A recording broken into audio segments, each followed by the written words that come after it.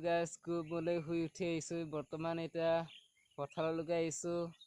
আৰু ইয়া মামীয়ে এতিয়া মেষ্টা ৰুইছেগৈ লাইন লাইনকৈ ইয়া এতিয়া বন খুলিবলৈ আহিছোঁ আৰু ঘৰত এয়া লাইন লাইনকৈ ৰুইছে আৰু এইফালে ধানটো ওখ হৈ গ'ল এইফালে পিছত ৰুইছে মানে কঠীয়া বিতলি আছিল এইটো এইফালে ওখ হৈ গ'ল গোটেই বৰ্ডাৰীটো দেখুৱাই দিছোঁ এইটো বেলেগৰ পথাৰত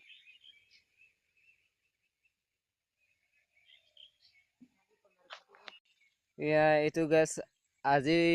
ৰোৱা এইটো মেষ্টা দেখুৱাই দিছোঁ এইটো আগত ৰোৱা ভাল হোৱা নাই এতিয়া মৰম অৱস্থা হৈ গৈছে লাইনকৈ ৰোৱা আগতে আৰু এইখিনি